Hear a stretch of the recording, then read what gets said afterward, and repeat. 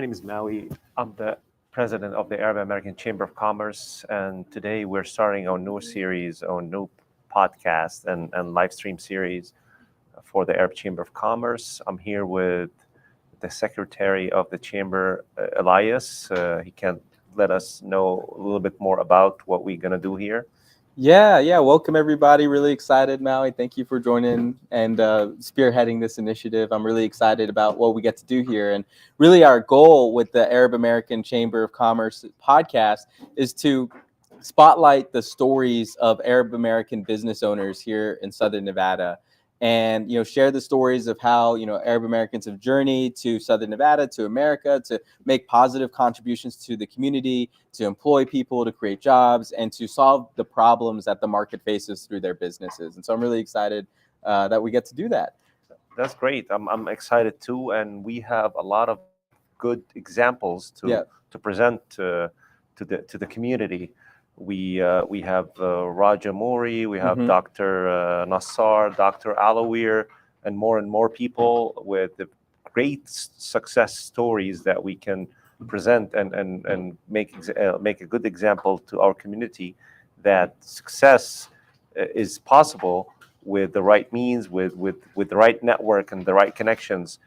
And they always say connections today are opportunities tomorrow. Yeah. And that's one of the reasons why we started the Arab American Chamber of Commerce, was started by Raja Mori 10 years ago, 11 years ago, something like that. And since then we start growing, and now we have a very solid community, hoping that can help each other and can make things easier for other businesses and newcomers to start their business, to find the right connections. Tell us more about how you've been doing this since you started.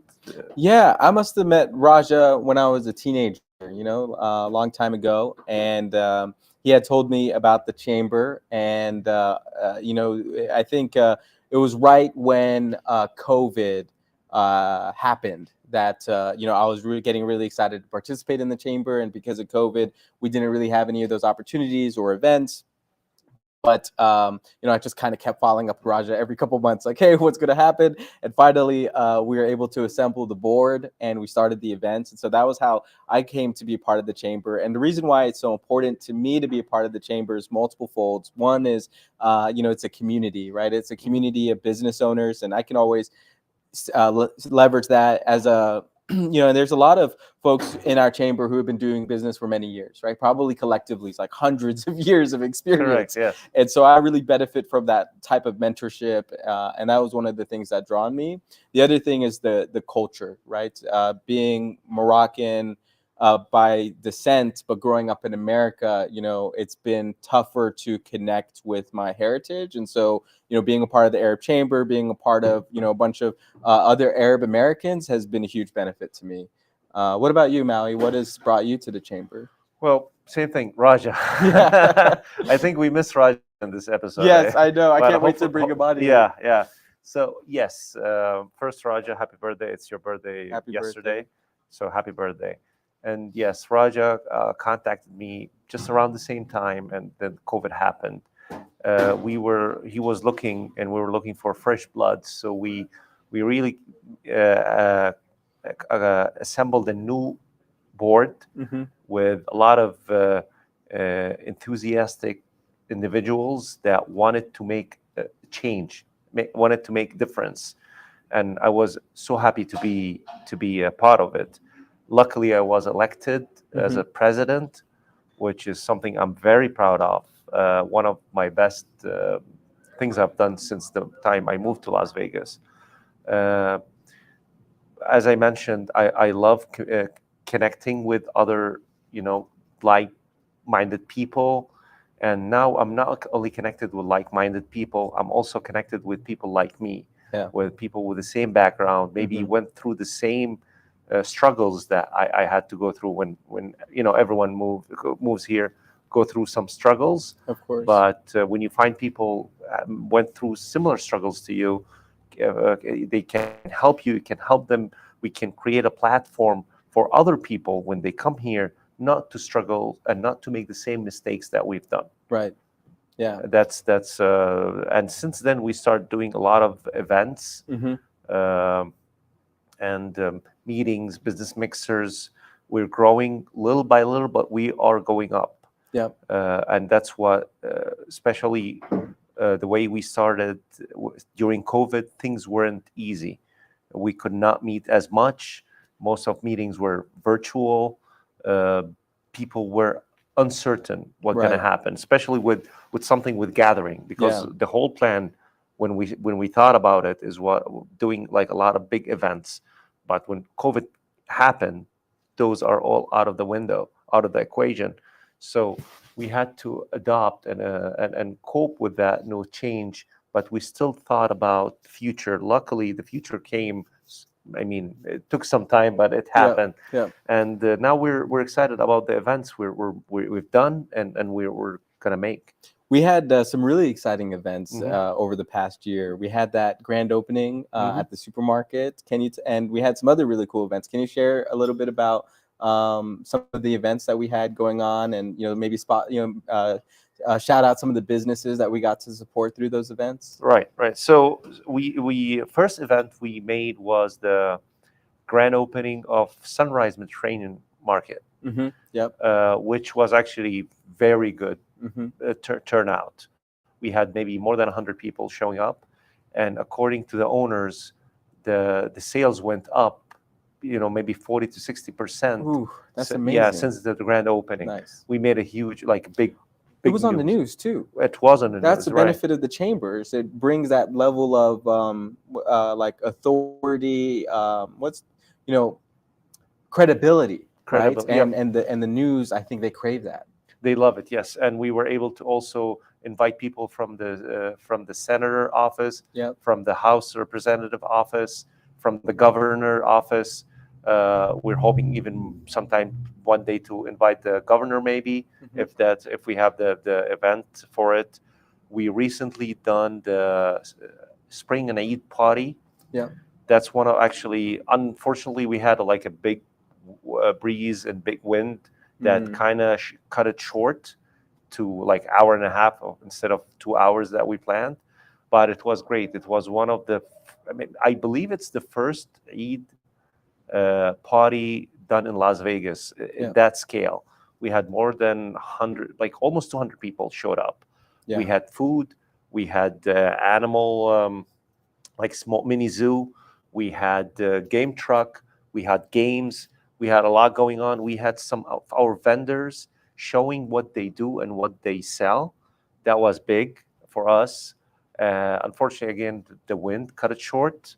But I was happy seeing all those kids playing, all those people connecting and talking about life and business, and how our chamber was able to make those connections and also to bring people together in a time where people were looking to find something to feel the sense of family, sense Absolutely. of. Yeah, combination of the post-COVID world, and then there's not that many Arab-oriented events in Southern Nevada yet, and so to be able to contribute to the culture in that way is definitely really powerful. I'm just thinking about the folks that are watching, and they may not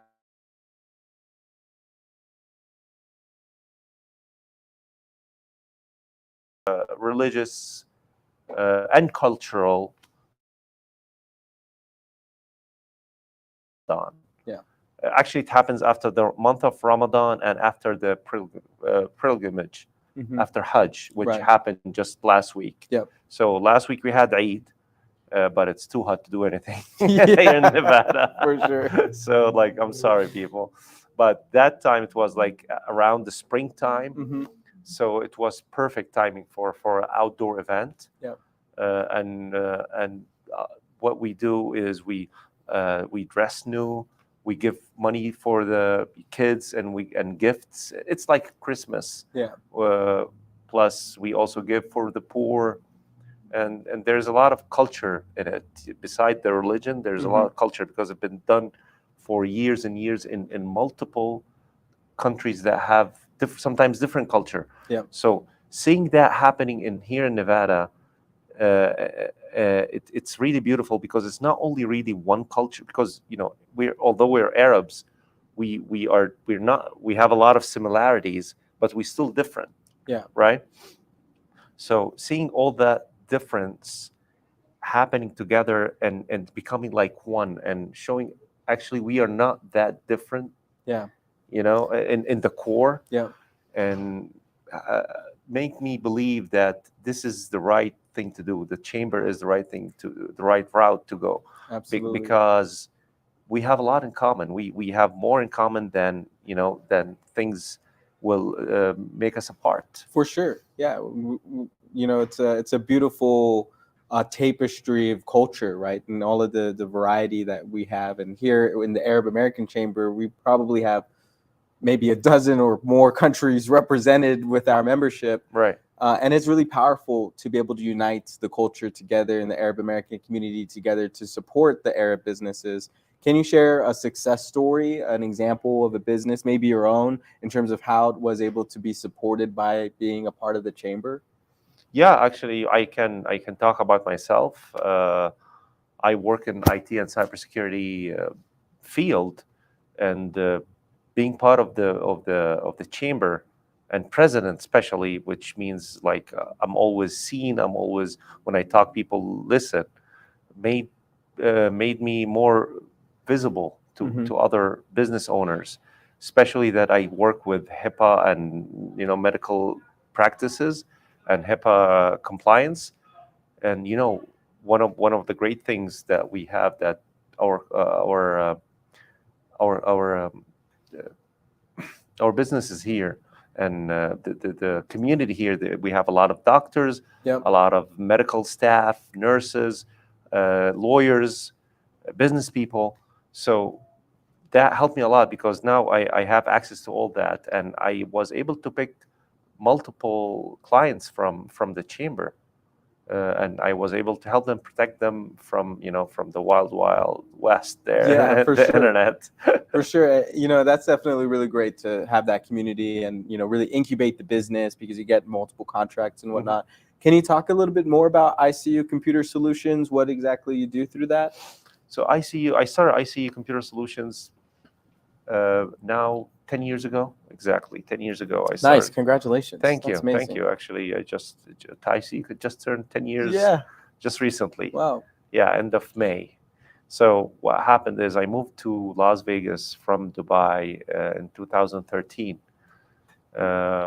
looking for a change, right? Looking for a new opportunity, especially in the land of opportunities. Yeah.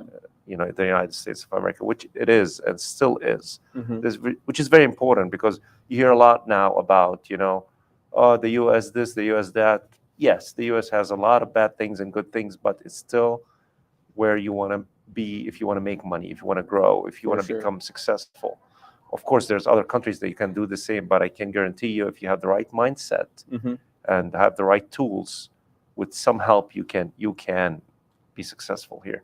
So I moved here, and a year later, after looking for jobs and people not taking me serious, although I have a very long experience, more than 12 years maybe in my field, uh, I couldn't find a job because I didn't have working history here. Right. Even when they put my social security number, Mhm. there's nothing.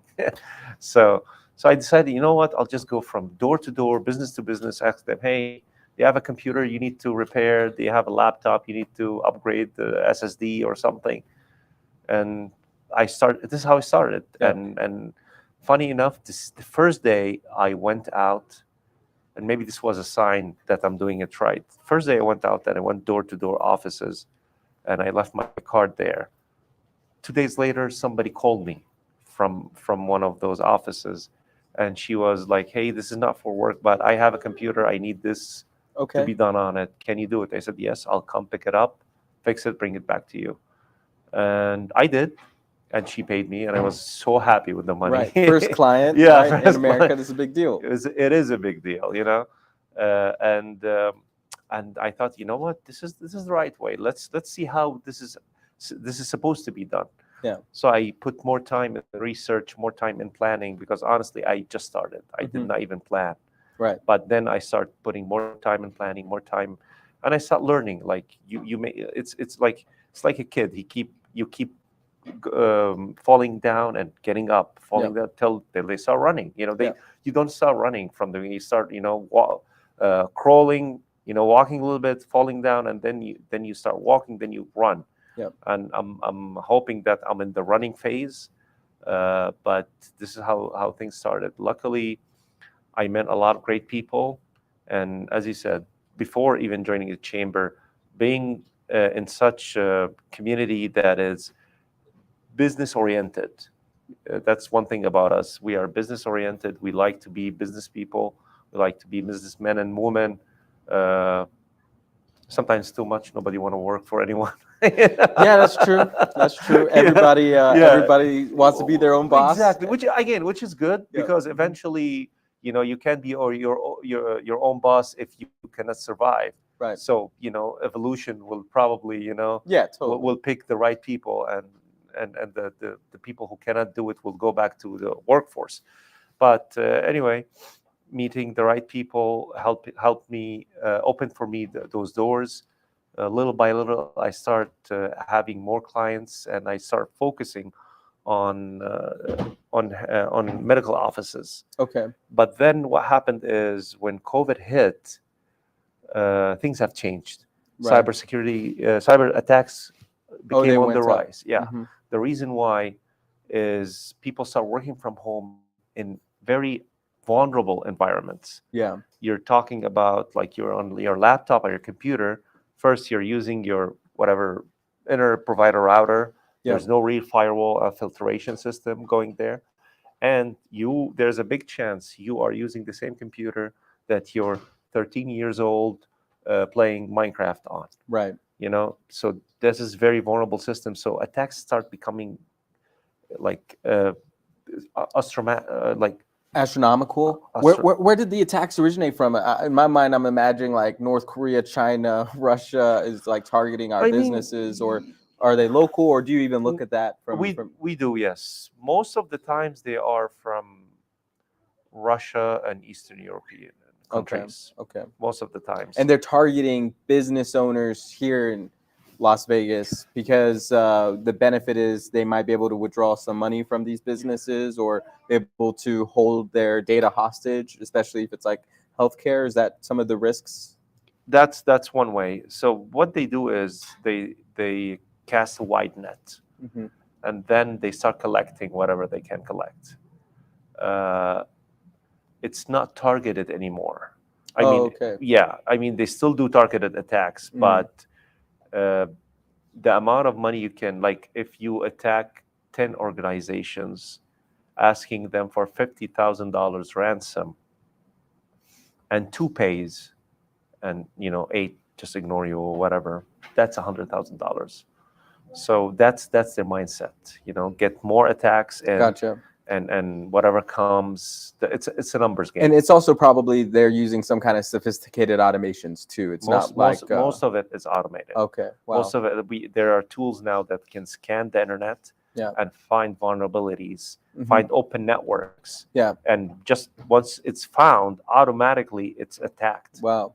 So can you talk about some of the common like threats, especially with the work from home environment, or even with, a lot of the business owners, even here in this incubator or part of our chamber, many of them are, the solopreneur, or they're the person in charge of their business. They're probably working from home as well. Mm-hmm. What are some of the common like phishing attacks or vulnerabilities that they're introducing into their work that you want to mediate for?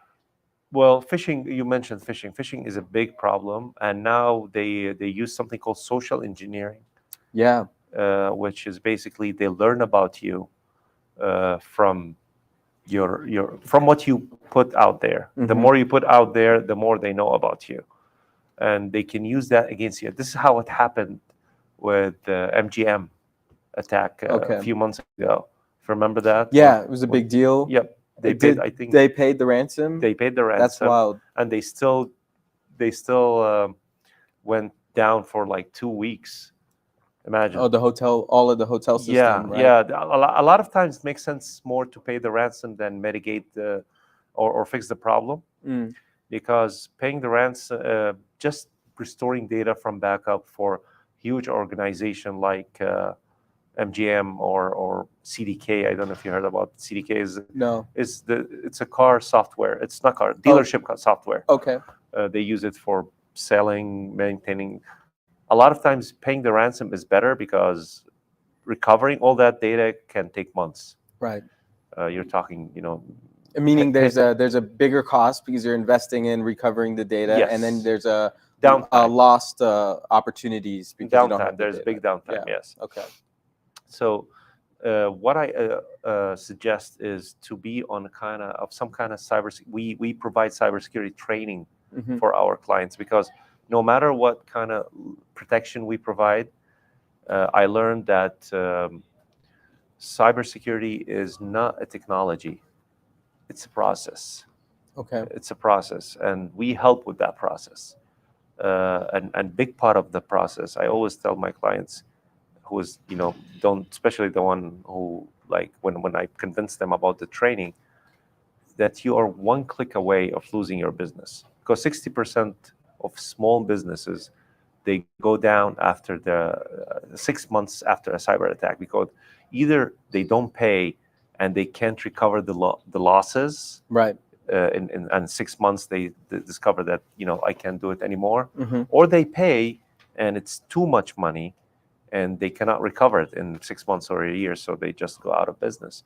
So training your employees and yourself is very important. For sure.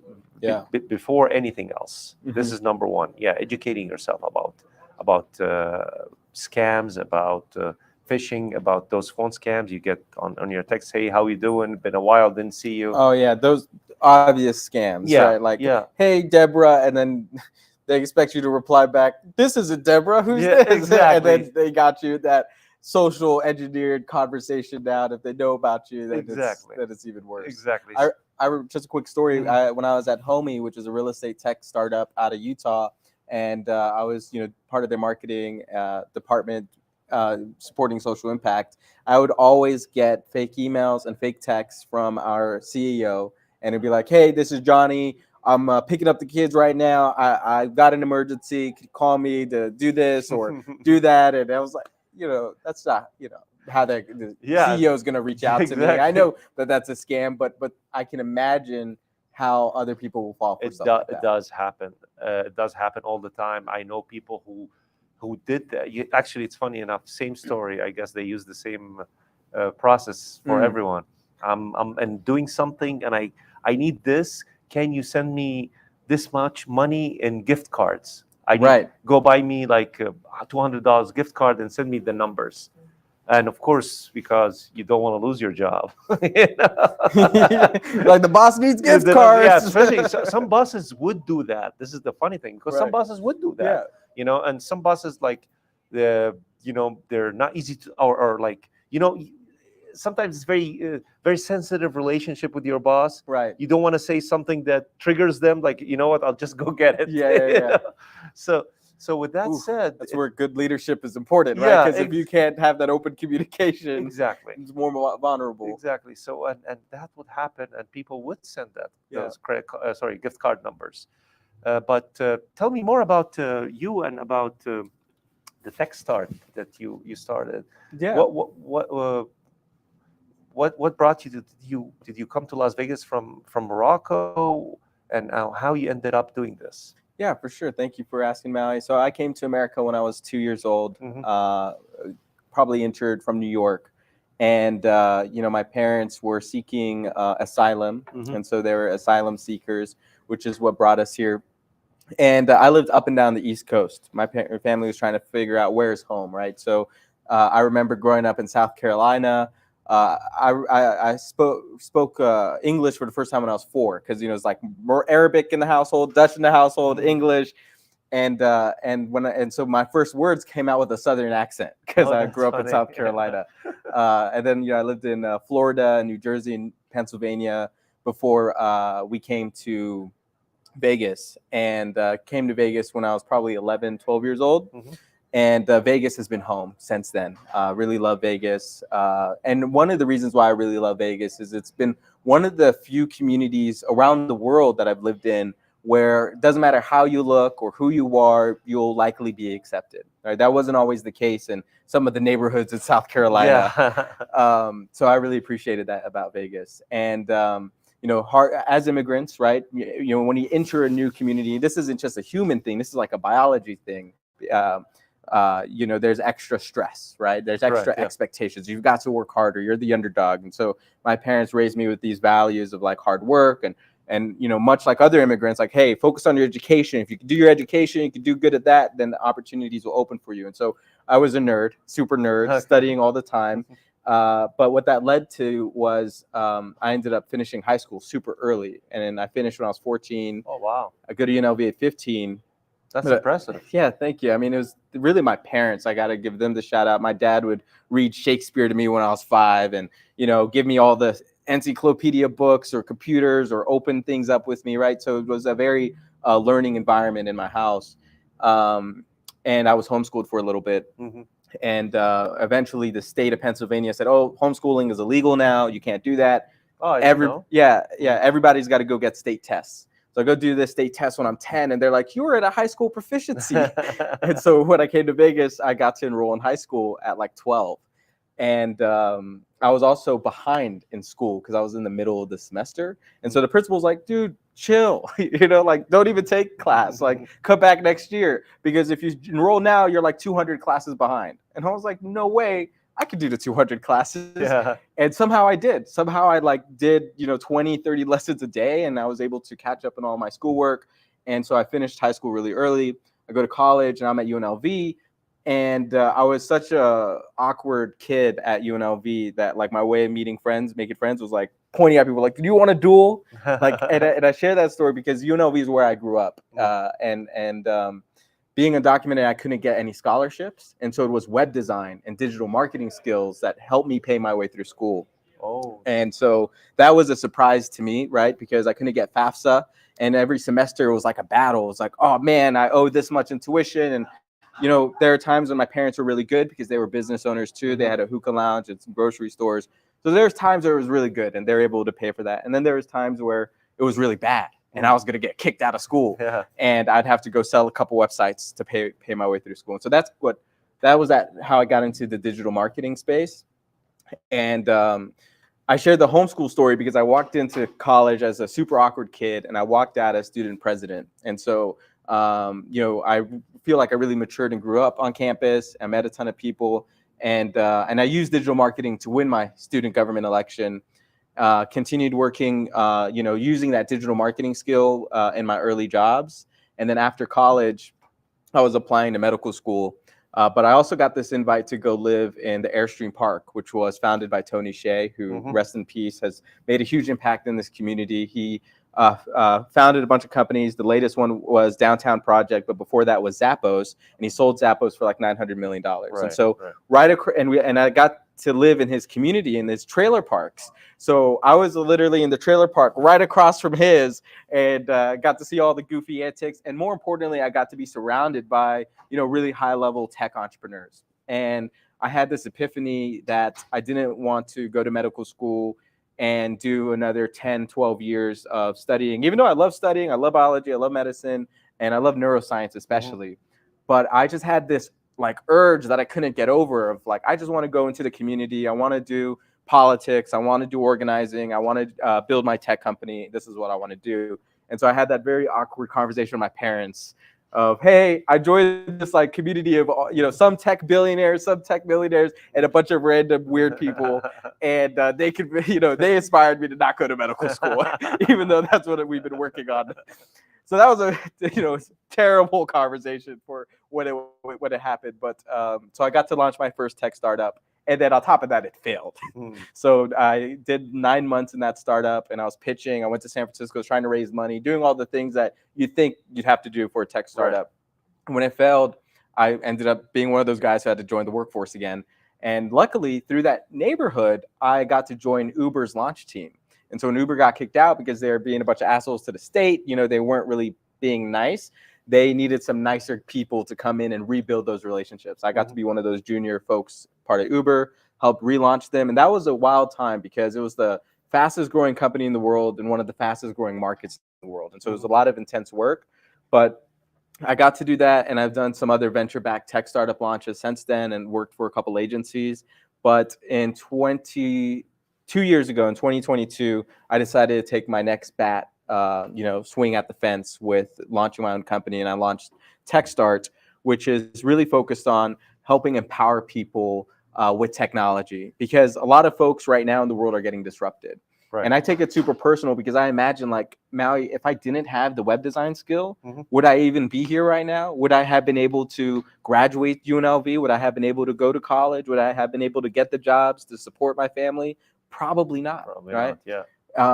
And then how did I get those tech skills? It was other tech entrepreneurs mentoring me and pouring into me. And so because of that, I made that my mission to focus on helping empower people in this digital revolution. And so my company, we sell software. We sell business management software that does things like website hosting, email marketing. We can automate processes for the back end of businesses. And I'm grateful that, I've passed the 2-year mark now, and I've been able to work with over 300 members now that are part of my business, and over 50 businesses, organizations that use our automations. And so that's where we're at right now. That's great. Yeah, thank you. So mentioning that, it's a long journey, and I'm sure it's a beautiful journey with all the ups and downs. What is your advice for somebody like in similar situation? If they are going through this, what's the mistakes you wish you you didn't do? What things you can tell them so maybe it will make it easier to start a tech startup? Yeah, I mean, if folks want to start a tech company or a startup, especially in 2024, one of the biggest mistakes I made was trying to go raise money in the first place, and raising money in a world where you didn't have a proven business model or proven product market fit. And the first time I did it, I failed completely. I didn't raise any money. The second time I did it, I raised like $20,000. But my relationship with that investor deteriorated and fell apart, and then I got sued over that investment. Oh, wow. And it was not worth it for $20,000. And so what I would say is, like, for anybody who wants to start a tech company, you need to achieve product market fit. Especially in 2024, there's all of these folks that are like, oh, I'm going to start this thing, I'm going to start this app, and it's going to be great. And I believe you, it's going to be great. Your vision is awesome. However, the market changes so fast right now that your vision today has to change by the time it's next week. And if you're out there just talking about your ideas and raising money, then you're not executing on that vision. So I would always say, like, achieving, get the minimal viable product achieved first and go sell it. Deliver value with people. And one of the investors I got to connect with, I'm forgetting his name. I think it was Bill something, but he was Bill. I think Bill Gurley, I want to say, or Bill Gurley, and he was an early investor for Uber and all these other tech startups. And he had a quote that was, do things that don't scale so that you can do things that do scale. Sometimes we think, oh, we have to have this like perfect app in order to enter the market and solve a problem. Right. But if you can manually solve the problem so that you can generate value, so that you can collect a paycheck, go do that first until you generate enough revenue to start investing in the technology resources. And then, so do things that don't scale, like do the manual hard work, so that you can eventually do things that do scale, which is build the technology that's going to help automate that work. And I see a lot of people who say, I want to start a tech startup, and then they stay in the world of ideation, trying to raise money. And the thing is, the market is just moving so fast that you need to be in the market if you want to be successful. That's good. Thank you for the advice. That's great advice. Yeah, thank you. What about you, Maui? I mean, what are some things that you're excited about this year? I mean, the Arab Chamber, we're 6 months into the year. We've had some really great events this year. What are some things that you're really looking forward to this year with the Chamber? Well, we have a lot of events planned and a lot of things going on. So we are planning for like a big event, probably mid-September.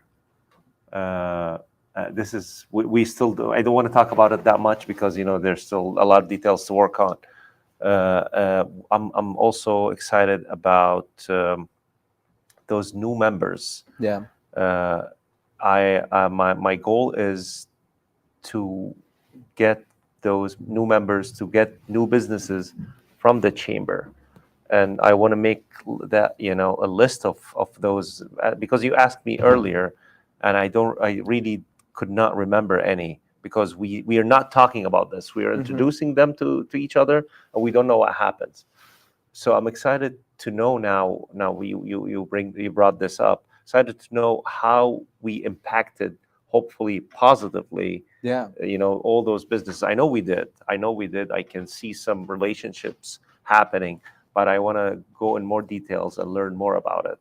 Absolutely. Because that will inspire us to do more, and will lead us on how to focus, make the chamber focus on that, and get more results from that side of things. For sure. Yeah, definitely excited. I'm looking forward to doing more of these podcasts where we can spotlight folks. Definitely need to bring Raja and Dr.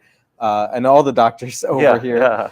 One note about the Arab Chamber, and one of the things that I'm really excited about our presence in this community is being able to advocate for the unique, for our unique community, right? Mhm. There have been a lot of, struggles and misconceptions and issues at a national level. If you look back over the last yeah. 20 years, Oh, yeah. right? I won't be specific, but it should be obvious, like that We there were know, problems. everyone knows what we're talking about. Yeah. And so, advocating for Arab Americans as like contributors to our society is really important to me. And one of the things that came out of the last legislative session was, I believe, Assemblywoman Brittany Miller. She passed the bill for adding Middle Eastern North African to the caucus. And so that is definitely a small example, a worthy example, because it's going to give the state a lot more data. It's going to give us as a Correct. chamber a lot more Correct. data about Arab Americans in Nevada.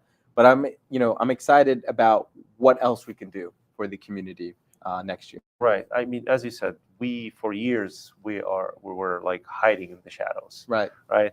We're happy to be to claim that we are white, because we don't want people to know about us. Right. The truth is, the less they know about us, the less they can help us if they want to help. Yeah. The less benefits we can get when they are giving benefits. Right. It's not happening all the time, but sometimes it happens. And then they go, "Oh, you guys are white, you're fine."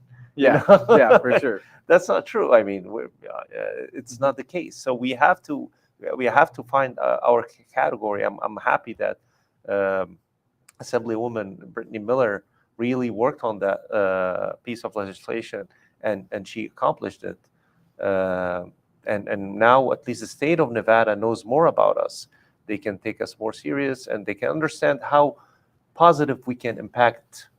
Because if you want to know about us and just watch the news, come on, Right. you're Yeah. gonna just hear crappy things about us. Yeah. But that's not the truth. That's not even 1% of us, who does that. It's a very, very small portion of Arabs would do bad things. Actually, I believe Arabs are one of the best immigrants that came to the United States, because we are business-minded. We want to. It's for us. America is a second chance. We came here because, for whatever reason, in our countries, we could not succeed. Most of us came here on an airplane. We traveled like thousands of miles, right? So we are willingly here. We weren't kicked out from anywhere. We brought all of our education, all of our experience to this country, hoping for another chance, hoping that if we have equal opportunity and equal chances, we can produce something good. Absolutely. Because not going into politics and country by country, but there's a lot of unfairness back in some Arab countries, where if you are not from certain group or certain people, you'll not succeed. Yeah. Plus there's but here is different. So we're focused. We're not here to play. We're here to make money and succeed. And the amount of now I see it in the newer generation, the amount of people who goes to like medical school, for sure, to become lawyers, to or to open like entrepreneurs to open new businesses, ideas, is huge. Actually, it's more than back home. Back home, because we are all like all the same people basically. You will see somebody succeeding, somebody failing. Here you feel like there's no room for failure. Right. Somebody's parents will tell you like, hey, I didn't travel all that much for you to fail. Yeah, for so sure. so this, I think, inherited in even newer generation, which is great. Yep. Yeah, I mean, there's folks that are doing both, going to law school and starting a business. Shout out to Michael Shabood, who's on our board, who has his law firm, recently, not too long ago, graduated and entered this space. And so definitely got to bring him over here too. Yeah, and he helps a lot of immigration cases and a lot of new immigrants and asylum seekers. Actually, I would love to have him here next, like sooner. Yes. He has a very interesting story to tell, and his clients have a lot of stories. So he started. I would tell you, like by he became a lawyer because the amount of amount of legal documents he had to fill out for his parents. Right.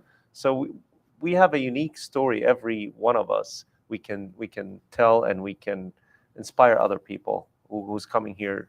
Recently is moving here. Yeah.